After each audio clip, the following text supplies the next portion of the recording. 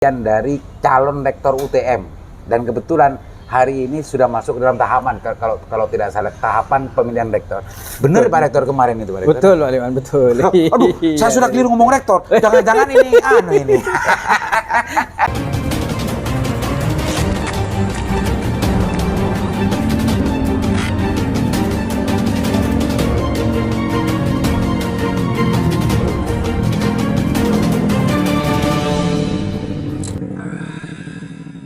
Tapi kemarinnya yang lebih apa namanya mengagetkan saya, sebetulnya mengagetkan saya.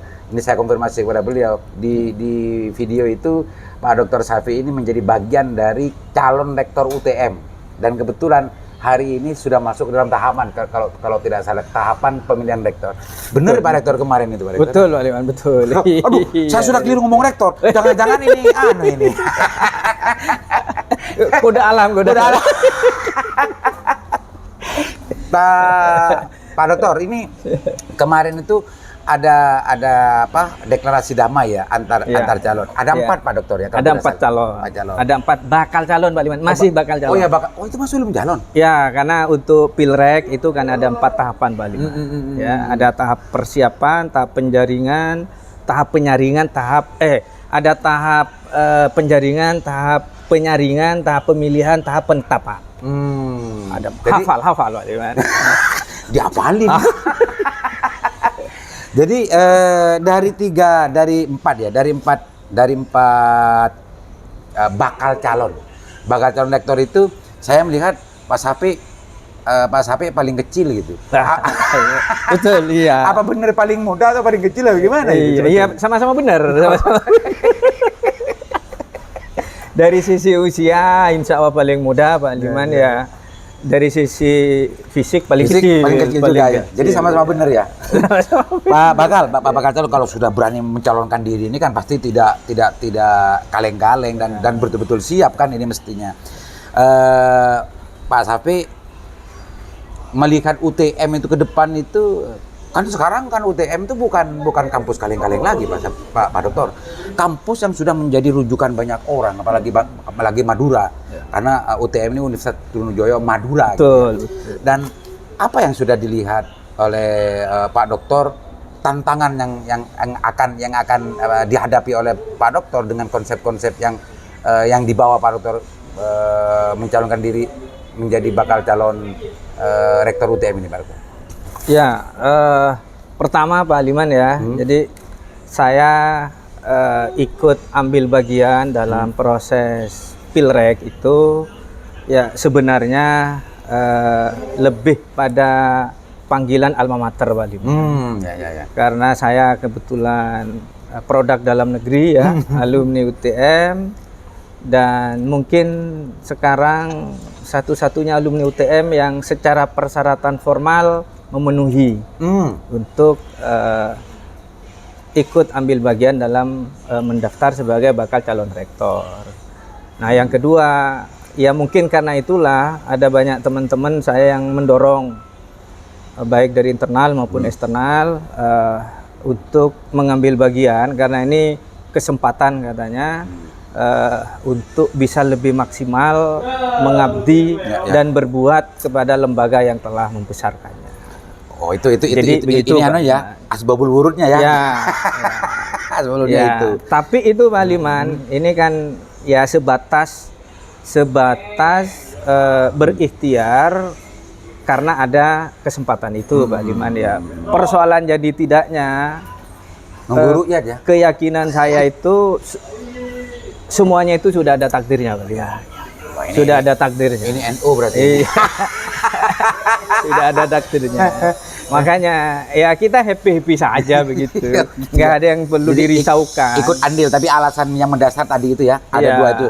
Memang satu-satunya dari alumni dari UTM, bisa di UTM, sekolah di UTM dan lainnya, yang mencukupi persyaratan untuk ikut dalam suksesi pemilihan rektor hari ini. Kalau tidak salah begitu. Gitu ya.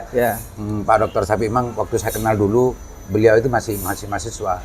Saya juga mahasiswa. Beliau awalnya itu saya ada di lapangan ketemu beliau masuk KPU, tapi beliau memilih untuk kembali lagi ke UTM.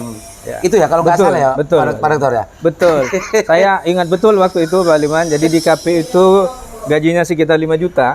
Di dosen itu waktu itu 825.000. Jadi saya ninggalin 5 juta untuk 825.000. Untuk alma mater ini. Karena, itu misalnya. Karena bagi saya bekerja itu bukan urusan semata-mata materi, tapi lebih pada kecocokan hati, Pak Liman. Kecocokan hati Ya. dan mungkin ada tambahan nilainya adalah ada nilai pengabdiannya kan Iya, begitu. iya. Karena memang dari UTM kan. Betul, ya. Iya, kalau pengabdian sebenarnya dimanapun kita kan harus mengabdi ya. Ya. Cuma kalau di UTM kan lembaga yang membesarkan saya sendiri. Jadi sekaligus mengabdi sekaligus sebagai bentuk syukur begitu. Sehingga nilai Makanya plusnya di situ. memilih kembali ke Nilai plusnya UTM di situ. meskipun gaji di KPU waktu itu 5 juta kan Iya, gitu kan. iya. Pak Dokter, pertanyaan tadi yang Tantangan yang, ya. Melihat karena UTM ini sekarang sudah sekitar 25 ribuan, 24 Nggak 25 nyampe, ribuan. 20 ribuan lah. 20 ribuan mahasiswa kan 20 sebetulnya. ribuan mahasiswa. Kalau dihitung yang aktif sekarang. Betul, iya, yang Tapi kalau yang sudah Wah, iya banyak. kalau neng Bitong ya. Lah, Iya. ini kan Artinya kalau mau jadi DPR sudah dapat 1 kursi tuh. 2. Kalau dapil saya dapat 2. Oh, dapat 2. Lah, ini kan tidak boleh ini apa namanya dikendalikan dan dipimpin dengan kaleng-kaleng kan gitu kan. Betul. Apa kira-kira yang dipersiapkan? Kenapa apa namanya Pak Dokter ikut andil itu, apa yang mau Pak Dokter persembahkan kepada UTM? Konsep-konsepnya untuk UTM ke depan. Ya, yang jelas begini Pak Liman, karena saya besar dan lahir dari UTM, sehingga kedekatan secara emosional begitu tentu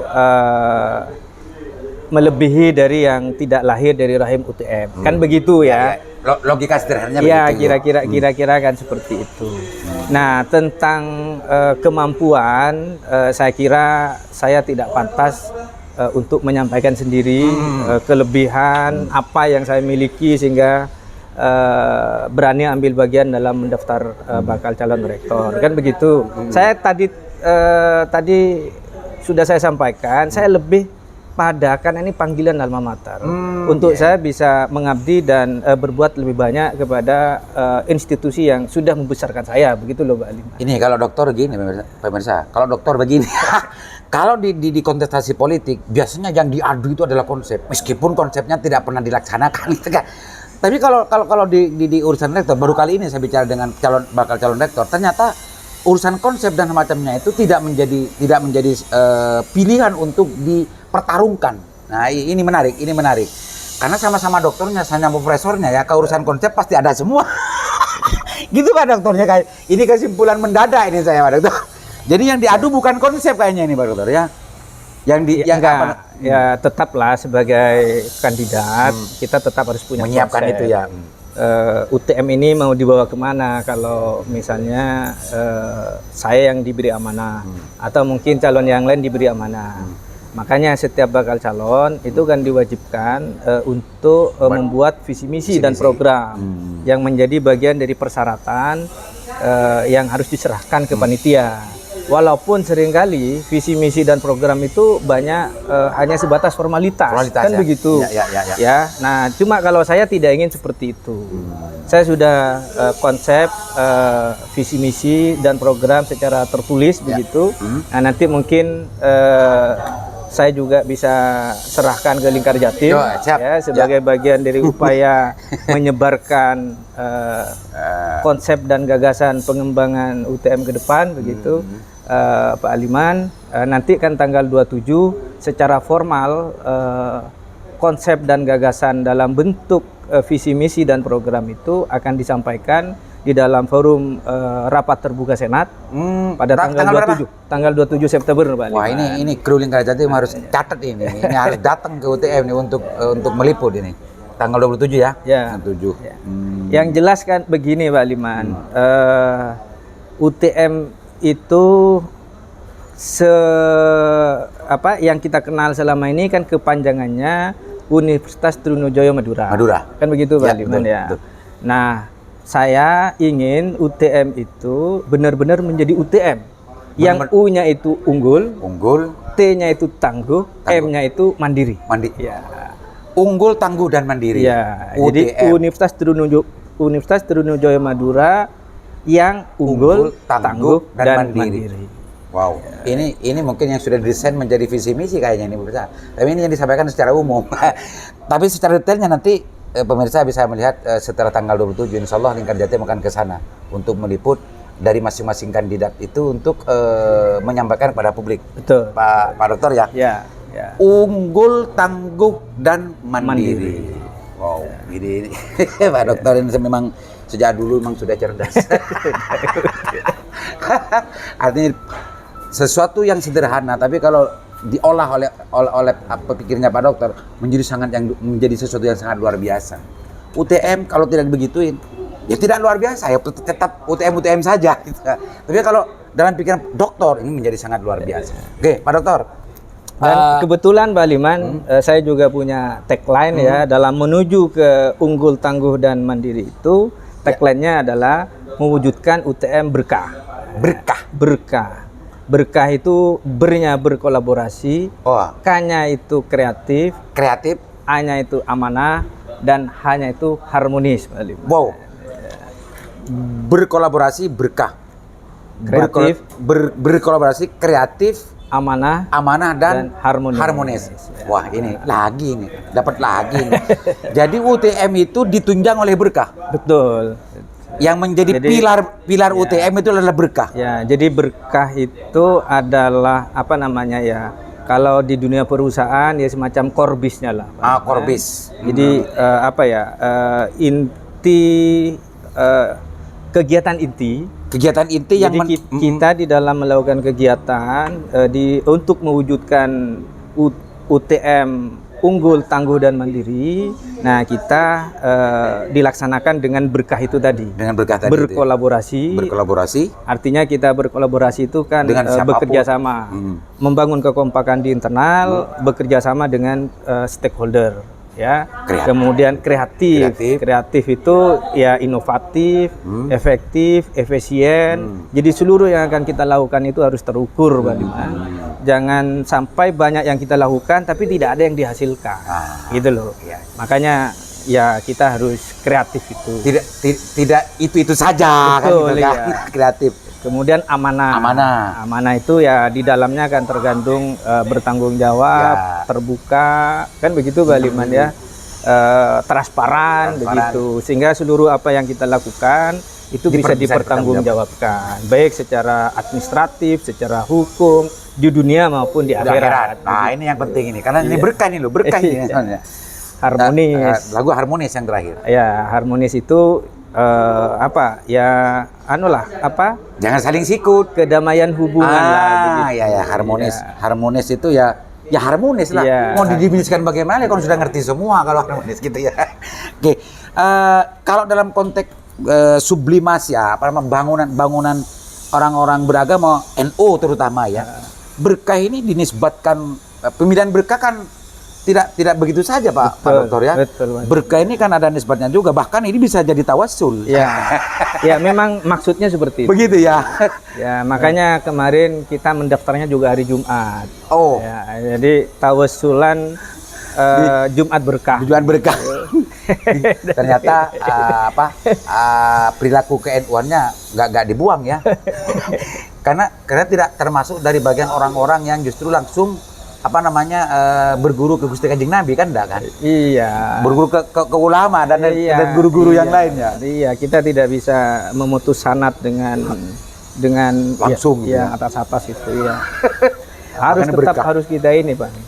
Kalau berkah ini di mana seperti tadi, mati ini tawassul dan bersanad sebetulnya berkah ini. Iya, dan maksudnya juga kita berharap keberadaan UTM itu membawa berkah kepada Civitas Akademika, masyarakat sekitar, masyarakat nasional, dan masyarakat dunia begitu.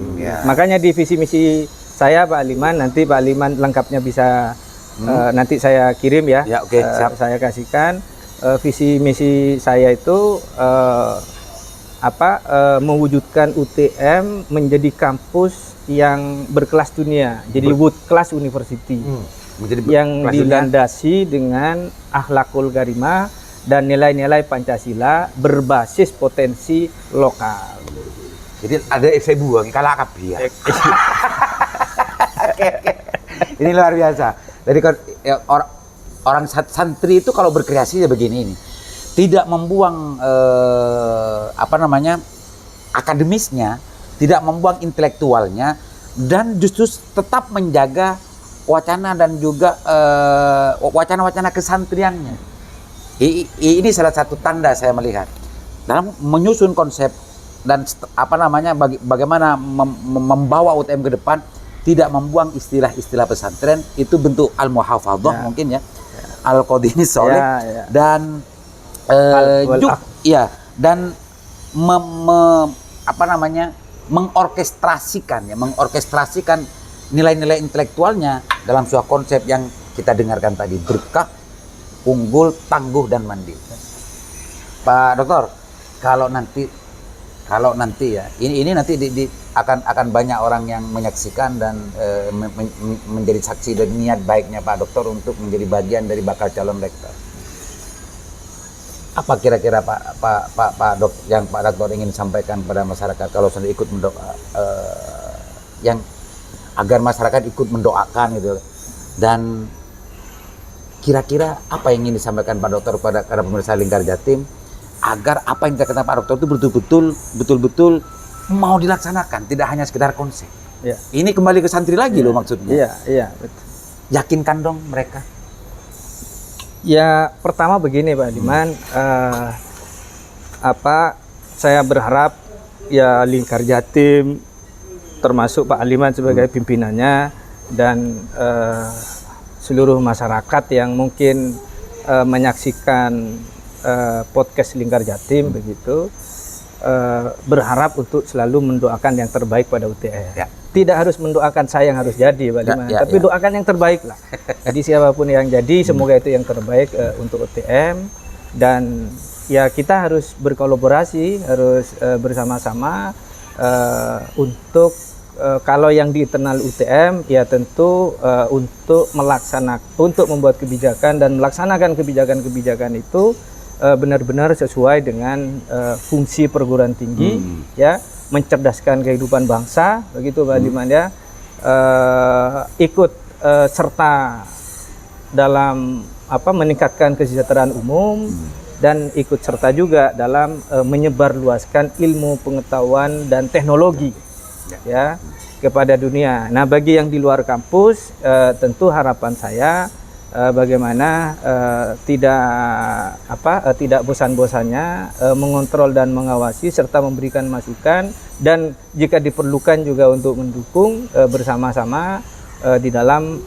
meningkatkan kualitas kelembagaan kampus UTM begitu Pak Diman. Yang menjadi kebanggaan masyarakat Madura khususnya. Ya, jadi saya masih ingat betul berkali-kali yang disampaikan oleh Pak Rektor di berbagai forum itu tidak ingin UTM itu hanya sebatas sebagai Menara Gading. Menara Gading. Tapi yang jauh lebih diinginkan adalah bagaimana UTM itu menjadi menara air yang mengalirkan kebaikan dan kemanfaatan serta keberkahan kepada masyarakat. Berkah lagi kan, kembalinya ke berkah lagi kan. Makanya kenapa kemudian divisi saya saat ini itu ingin membawa UTM itu menjadi kampus yang berkelas dunia, world class university. Maksudnya adalah agar kemanfaatan yang dialirkan oleh menara air berupa UTM itu cakupannya lebih luas lagi. Ya, namanya menara air. Iya. Apalagi menjadi bendungan air. Dia akan mengalir sampai jauh kemana-mana. Itu istilah yang memang saya sering mendengarkan dari Pak Rektor, Bapak Dr. Sarip. Pak Dr. Sarip itu senior saya. Memang UTM ini tidak ingin menjadi menara Gading, tapi ingin menjadi menara air gitu. Ada istilah lain sebetulnya, Pak. Tidak mau melangit, apa istilahnya lupa saya. Kalau beliau itu sering banyak istilah beliau itu, Pak Dokter. Tapi membumi begitu. Tapi membumi gitu, membumi. Oke, Pak Dokter, sebagai closing statement dari kedua tema yang kita bahas ini, terkait dengan urusan Bu Imas atau langsung dirangkum saja dengan Pak Dokter untuk menjadi closing statement di kesempatan kali ini. Silakan Pak Dokter. Ya, jadi antara isu pertama tadi Pak Liman yang terkait dengan Pak Eko Kuntadi dan Nyi Imas ya, dengan yang kedua itu sebenarnya masih ada ada keterkaitan yang saling terkait ya, saling terkait. Iya, yang saling terkait. Artinya begini, seperti yang saya sampaikan di awal, penilaian Pak Eko itu bisa jadi kan karena dipengaruhi ya oleh keterbelahan politik pada saat 2 kali pilpres dan mungkin masih belum move on dari keterbelahan itu sehingga gampang menilai orang yang dianggap berada di seberang kelompoknya itu dengan penilaian yang negatif, provokatif dan bahkan kadang juga dipenuhi dengan rasa-rasa kebencian begitu. Dan ngadal so intelektual ya. Iya, dan itu harus kita akui banyak orang yang seperti itu. Tidak hanya Pak Eko. Tidak hanya yang di kubu sini, yang di kubu sini juga seperti ini. Nah, disinilah pentingnya peran kampus Pak Liman yang memang tugas utamanya adalah mencerdaskan kehidupan bangsa begitu. Artinya bagaimana bangsa Indonesia dengan banyak kampus yang dimilikinya itu benar-benar bisa tercerdaskan Pak Liman, tidak hanya dari sisi intelektual tapi juga dari sisi emosional dan spiritualnya begitu Pak Liman. Tiga ya, nambah 3 ya, emosional dan spiritual kan? Iya, sehingga setiap pribadi bangsa kita itu tidak mudah dikendalikan oleh emosi kebencian kepada mungkin orang-orang yang pernah mengecewakan dirinya, mungkin pada kelompok yang berbeda dengan dirinya, atau mungkin karena faktor-faktor yang lain. Tapi bisa melihat orang lain itu, siapapun itu secara utuh sebagai manusia Pak Liman. Bukan karena dia partai ini, bukan karena dia organisasi ini, organisasi itu, tapi lebih melihat manusia apa adanya sebagai manusia itu loh. Iya, jadi mungkin yang perlu saya tegaskan itu Pak Liman, istilah-istilah binatang itu jangan lagi dipakai untuk manusia. Karena Tuhan saja Pak Liman dalam Al-Quran itu sangat tegas dan bahkan menggunakan double taukid Pak Liman. Ya, laqad karromna bani Adam. Laqad karromna bani Adam. Laqad karromna. Jadi ada la takkid, ada kodnya juga li takkid. Iya, karromna lagi Pak Liman. Lam li taukid, kodnya sendiri sudah taukid. Iya, jadi laqad karromna. Sungguh-sungguh saya, ini kata Tuhan, kata Allah gitu ya. Iya. Jadi sungguh-sungguh saya sangat menghormati Bani Adam, manusia begitu. Ini makanya santri benar pemirsa. Makanya kita apalagi produk lembaga pendidikan tinggi yang sudah berkesempatan mengenyam pendidikan lebih tinggi dari mereka yang tidak pernah ke perguruan tinggi, maka harus bisa lebih memanusiakan manusia, Pak Liman. Jadi tidak lagi melihat orang atau orang lain atau manusia lain itu dengan embel-embelnya organisasi ini, partai ini, atau mungkin ya kan melakukan kejahatan ini, kejahatan itu. Tapi lihatlah dia sebagai manusia apa adanya gitu.